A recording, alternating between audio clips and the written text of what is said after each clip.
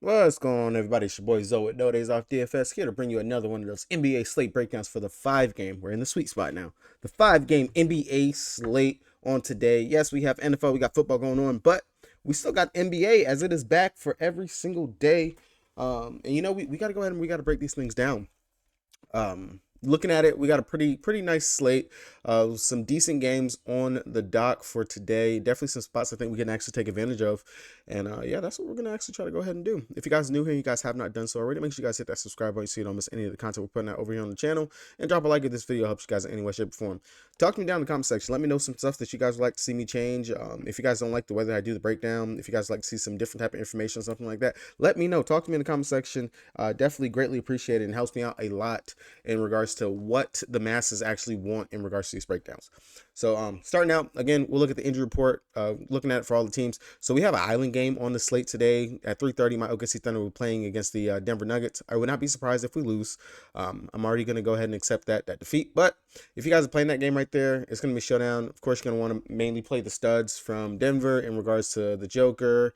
Definitely Aaron Gordon's had some pretty decent games going up against us. Jamal Murray, he's actually a decent play. And I can see either one of KCP or Michael Porter Jr. On the other side, you definitely want Josh Giddey. This is going to be a tougher test for Chet, kind of like that first game going up against the Bulls. So I could see him. He possibly could have a decent game, but I wouldn't be surprised if he regresses in this game. Wouldn't expect another 7 blocks, considering that the Nuggets, they are a pretty decent 3-point shooting team, and the main one that actually takes those inside shots is going to be the boy Aaron Gordon. With all his slashing and stuff like that he actually does. Outside of that, Jalen Williams, definitely a bounce back spot for him to get right. He shot 4 of 16 in the last game. Really wasn't his shooting night, but definitely see him actually bounce back here. And then maybe could take a flyer on Lou Dort. Josh Giddey, a little bit too indifferent right there, but definitely for sure you're going to want to have Shea. We already know he's the engine of this offense. Then off the bench, you can look at a couple of players. I still love Usman Jang. I love to run him out there as backup center since Jalen Williams, the other one, is out. And then outside of that, definitely you could look to a Jesus, I'm drawing a blank on his name right now. But Isaiah Joe, there we go. Isaiah Joe, he's gonna log mega minutes off the bench. Definitely be the other one that I would look to off of the Thunder's bench if you're looking at anything. All right. Now, besides that game, the other main games that we actually have on the slate, Golden State Warriors taking on Houston. We do have some injury news to pay attention in this game. Draymond Green said he's going to play today, so I would expect for him to play. But Steph Curry, he is questionable on today. And then same thing for Jonathan Kuminga. If either one of these guys or if both of them misses, either way, Chris Paul, he's still going to be a great play. And then if Kuminga actually misses and Draymond Green does play, that's going to boost Dario Saric as that backup center, backup forward play anyway. And if Curry was to miss, I would expect them just to go ahead and slide Kevon Looney into the lineup, and Draymond Green will just go right back to his natural position at the power forward. So would it be too crazy of a change in regards to starting lineup? You would just be taking out Curry, putting in Draymond Green would be the only thing that we would see different for this lineup, which I would expect for them to do, unless they decide to go something with the pod or Moses Moody or something like that. But luckily, it's the first game on the slate, so we will have this news in regards to who is playing and who's going to be out. Definitely something for us to pay attention to in this game. Over here on the Houston side, it's the same old for them in regards to their guys that they got out. Nothing new, nothing really important in regards to their starters. For the Atlanta taking on Milwaukee, same thing for them. Only thing is that Chris Middleton is going to be out, and of course this is going to boost the other guys in regards to the starting lineup in Damian Lillard, Giannis. In regards to them, of course, we already know they have a mega usage, and we got to see Dame's debut and it looked great. So kind of boosts both of those guys up in regards to not having to worry about that third star out there for them. And it puts more into consideration of some of these other rotation players like a Brook Lopez or Malik Beasley as well, because more shots can actually go for those guys. Portland taking on the 76ers. 76ers are on the second leg of a back-to-back. They did play last night, but they do have a cake matchup going up against the Portland Trailblazers, who are in rebuild mode. Honestly, giving up a ton of points over their first 2 games, 0-2, going up against 76ers. And if you guys want an easy money line, there you go. You got one right there. In regards to Philly, you can probably plug it into any of your other NFL bets or something like that you got going on for today. Next game, we got the Spurs taking on the Los Angeles Clippers, who should have won that game. If you guys have seen the clip of my boy Westbrook taking that last second shot, where it was only 1 second on the clock, what was he supposed to do? He got the offensive rebound, technically he did what he was supposed to do in regards to taking that second shot, which is what should have been done. But outside of that, there's no news for the San Antonio Spurs. For the Los Angeles Clippers, same old for them. They just have Boston, Man, Morris, and Primo. All those guys are out, so nothing really too concerning for them. Over here for the Los Angeles Lakers, taking on the Kings. Cam Reddish is a game time decision, but he should be playing. Vando is still out. Hushaifen, he is out as well. Same starters for them. And then for the Kings, Trey Lyles is out. Everything else is normal over there for the Kings. All right, going over to DraftKings, the site that I play the most on, the site that has been pretty good DFS-wise to us for all other sports. We haven't had that big win yet for the NBA, but luckily this is a long season, so I know that win will come eventually, and I'm just going to keep on grinding it out. It is a daunting task to grind out NBA every single day, but I love it, so we're going to just keep on going. So today we got a 50K up top to first. If you guys don't have DraftKings accounts, make sure you guys check that link down in the description below so you guys get that deposit match bonus. So you guys can join me over here on DraftKings. But 50K to first, so we don't have the 100K. I see one of the guys over there at Staskis or something like that. They took down the 100K. Congratulations to them over there. I know they do pretty great work over there. So kudos to some of the other big contributors over here in the NBA space. You know, you got to give the flowers, you know, so way you guys can get those flowers as well. Looking at it, starting with the Atlanta taking on Milwaukee. From this team over here, of course, Trae Young sitting at that 9K price tag. I honestly have more interest on the other side in regards to Damian Lillard, especially with Chris Middleton being out. And just looking at Dame's logs going up against Atlanta, it's really juicy in regards to that. But outside of that, Trae Young, he definitely bounced back in his second game. Went out there, dropped 45.25 fantasy points. Not a must. Don't mind going up to Trae if you want to pay up right here. But I will always go down to DeJounte Murray, especially under 8K, sitting at 7-1. Got priced down from 7.5. So he lost $400. I don't know why. Bounced back himself in that second game, dropped 39.25 fantasy points. I really do actually like him because I would expect Trae Young to have the defense of Beasley, which Beasley is a pretty good defender, and we might be able to actually see DeJounte Murray be able to take advantage of the Damian Lillard matchup or something like that. As we just seen, Tyrese Maxey went out there and he dropped a 50-plus burger on the Milwaukee Bucks head in that first game. So definitely have some interest in DeJounte Murray. Outside of that, Clint Capella, he's just there. Bogdanovich, John Hunter, Johnson, Hunter, Sadiq Bey, all these guys, they're okay pieces, but not anything that I really feel like we have to necessarily go to. If I'm taking anything out of these guys, I possibly could consider looking at Johnson. He's been playing very well at that forward position, but he is going to draw the matchup out there. Whoever's playing at the forward, they're going to draw that matchup trying to guard Giannis, and we already know that's going to be foul trouble and foul proneness waiting to happen right there on any given slate. Over here for the Milwaukee Bucks, with Chris Middleton being out, I have a lot of interest in Damian Lillard. I do like Giannis, but I kind of think I would rather pay up for an Embiid, just the matchup that he's going to have going up against Portland. He should dominate that. And then there's another center on the slate I would rather take and play on today's slate. Outside of that, Damian Lillard, if you go back and look at his game logs, since 2018, he has not dropped anything less than 50 going up against the Atlanta Hawks. Definitely at 9.6, one of the better studs I think you can actually pay up for, and I do feel like we have some value that we can get advantage of, especially in like Houston for their guys.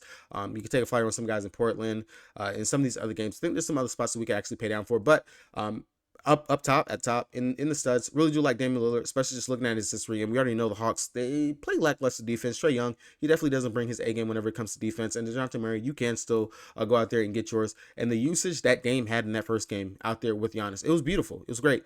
I definitely feel like we have a healthy Damian Lillard this season. I will go right back to that. With Chris Middleton being out, it should be Pat Connaughton, of course, sliding into the starting lineup. I don't hate that as value right there for 4,300. Definitely can go down there. But I would advise, look down maybe to Crowder. Crowder did go out there. He closed that game going up against Philly. So that definitely could be something that we could see if this game stays close and it's something that's going to be a grinder. Maybe we can see some more minutes for Jay Crowder again, sitting at that 4K price tag. And of course, with Chris Middleton being out, we should see some of these other guys get some boosted minutes. Crowder definitely being one of them that I would have some interest in right there.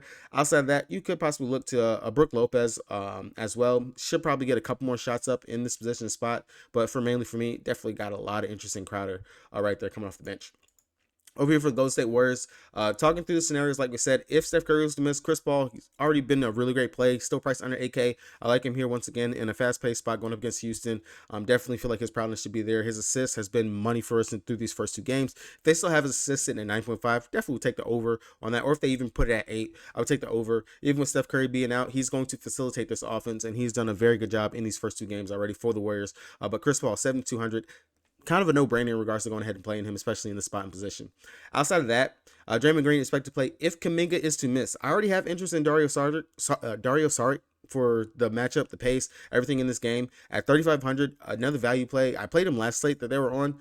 Dropped 13.5 fantasy points. Only played 14 minutes, but that shows you his fantasy point per minute production that he is actually giving us when he's out there on the court.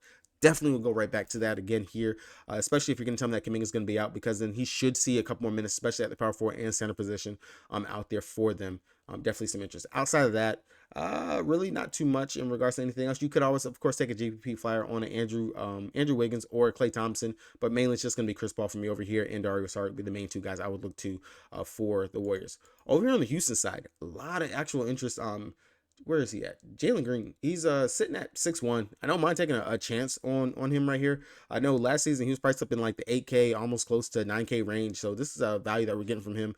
Still getting used to his new role out there with Freddie VanVleet leading the offense. I do have some interest in Freddie V and Alperen Sengun. Both of these guys, we've seen centers. They've done pretty decent going up against the Warriors through these first couple of games. Sengun, the usage that this dude has actually had, the production that he's given us, he does have triple-double upside. And I've said that time and time again, every single time he's been on the slate. He fouled out of that last game, played 41 minutes. I want to say that game actually went to overtime. So not too bad in regards to it. Dropped the 58 burger. First game, played 28 minutes, gave us a 32.5. I don't mind going right back to Sengun here in this spot, or a Freddie V at the 7,300 price tag if you're trying to get a mid-tier range going at the guard position. But if you're looking for some value and definitely a GPP option, that definitely would be your boy Jalen Green sitting there at that 6'1" price tag. Definitely worth a flyer or a look. Everyone else for these guys, not too much. If you land on Dylan Brooks, if you got like 4,800, 4,700 salary left over and you need to play something, Dylan Brooks, of course, is sitting right there. We know he's going to chuck when he's out there. He does have some defensive upside whenever he's out there on the court. So not a bad play. Definitely, he's been pretty consistent through his first two games. So at least we got to give him some flowers and credit right there. Portland taking on Phoenix. This game right here, I honestly really, from the Portland side, I don't see how this game is not a blowout, but of course, I'm not in the industry to predict blowouts. So looking at it from a paper perspective, none of these guys really tickle the whistle except for Sharp. Of course, Anthony Simon, he's going to be out for what, 4 to 6 weeks. So we already seen Sharp got slid into the starting lineup. Brogdon, he should still go ahead and come out here and see his minutes. The only problem with Portland is, man, Scoot just keeps getting himself into foul trouble. If there's a prop out there in regards to Scoot's fouls, I would definitely take the over on that. But Scoot got himself into foul trouble last game, of course, going up against Orlando. I would see much of the same again, especially with the ball being in his hand, him trying to facilitate offense. It will come eventually for him, hopefully sooner rather than later. Definitely Michael Brogdon sitting at the 5K price tag. This is what I mean by we have some decent value plays that we can go to. I would definitely look to Brogdon as another play we can go to. I know he might have got those minutes last game just because Scoot got himself into foul trouble, but still very decent and good production whenever he is out there on the court. Very good facilitator, scorer, and everything in his own right. I will go right back to Brogdon. Do not hate that. And then Sharp. I love what I'm seeing from Sharp, the slashing, the shooting. Chucks a lot of shots whenever he's out there on the court. At that 6K price tag, another mid-tier price that we can go to. Jeremy Grant, DeAndre Ayton going up against Embiid. I'm not going to mess with that at all. And then Jeremy Grant going up against Tobias Harris or PJ Tucker. I'm not too worried about either one of those guys. The usage and everything has not been there for them through these first couple of games. Going over to the the 76ers side, Joel Embiid. This is another smash spot for Joel. I don't see how he doesn't get there unless he doesn't play the minutes. Now, he played 34 and 35 minutes in these first two games. Went off last night, 63.25 fantasy points. Low ownership as well, going up against Toronto. Figured it would have been a much tougher matchup for him, but he went out there and made him his bitch and dominated that game all the way around. I don't mind looking up to Embiid if you want to go there for that 10-7 price tag. Definitely in play, especially because he does have a very juicy matchup. Outside of that, Tyrese Maxey at 7'9", going up against the young guards of Portland, I will take that all day, every day. We've already seen that opposing guards going up against Portland have done very well through these first couple games. Tyrese is playing mega minutes, and we do know Nick Nurse, he likes to run his young guys. So don't mind going to Tyrese. I understand that he did play last night, 41 minutes. Maybe he goes back down to maybe 38 in tonight's game. But still, don't mind Tyrese Maxey. And then, of course, Kelly Oubre Jr. off the bench. This is another smash spot, especially for the defensive upside. The guy's racking up some steals. Definitely going out there scoring, looking for his shot, and looks very well and very good in this offense so far. So Kelly Oubre, Tyrese Maxey will be the main two guys. Another mentor play you can go to with Kelly Oubre. Love that for him. And then Tyrese Maxey. Now, if we get word that Joel Embiid somehow magically sits, Paul Reed, easy plug and play right there to replace Joel Embiid, sitting at that 5K price tag. And I actually don't even mind going to Paul Reed, period, on the slate, simply for the fact of maybe they do limit Embiid, especially on a back-to-back. Reed is a great fantasy point per minute producer and will have the exact same cake matchup that Embiid has on the slate. Outside of that, all these other guys, not even going to worry about them. Going over here to the Los Angeles Lakers taking on the Kings. Now, I read reports that LeBron James was supposed to be playing 28 to 30 minutes a game. They made an exception for some reason. He played 35 minutes going up against, I guess probably because it was the KD matchup. He played 35 minutes in that last game going up against the Suns. So depending on how you want to look at it and how you want to go with it, I do still like LeBron James. That's why he is the cover photo, the cover picture for today at the 8,900 price tag, because this is still a very good matchup for him. It should be a fast paced back and forth, and we know that he can get there. He's shown that he still got it in these first two games, dropping 40 and 50 fantasy points, and he's a little bit lower than Anthony Davis. I will take the value in regards to the two stars over here for the Lakers whenever that happens, and I do like LeBron James over Anthony Davis today.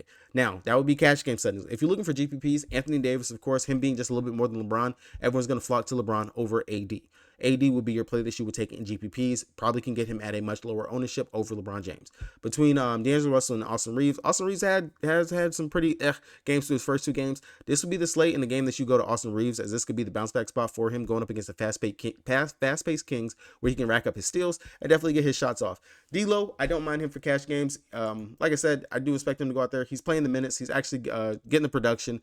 I don't mind looking at D'Lo, but definitely Austin Reeves. This is that GPP type game. The GPP winning formula right here would be Austin Reeves to go out here and have a wonderful shooting night, actually get his shots up, and also rack up some peripheral stats and some steals and everything out there for you.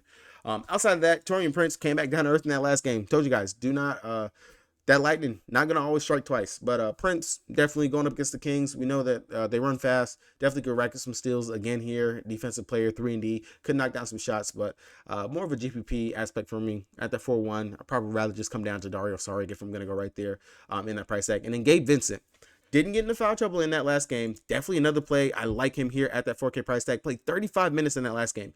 35. I do like going to Gabe Vincent. Again, we know that he's going to be able to go out there. He's going to chuck those threes. He hasn't had that shooting night yet. He's chucking them, but they're not hitting yet. This could be the game that he goes out here and at least knocks down 3 to 4 threes, gets hot. Also gives you the production that he's bringing on with the assists, rebounds, and racking up some steals going up against the Kings. This could be that game that Gabe Vincent goes out here and goes off. And you can get him probably at some lower ownership at that 4K price tag. Love this right here for Gabe Vincent. And would definitely take a chance on him, especially at that 4K price tag. That's really, really money right there. Outside of that, and especially if Cam Reddish was to miss tonight, that should boost some of the value for these guys off the bench. Over here for the Kings, we already know it's going to be your boys Sabonis, De'Aaron Fox. For these guys, Sabonis, we already seen centers so far going up against the Lakers.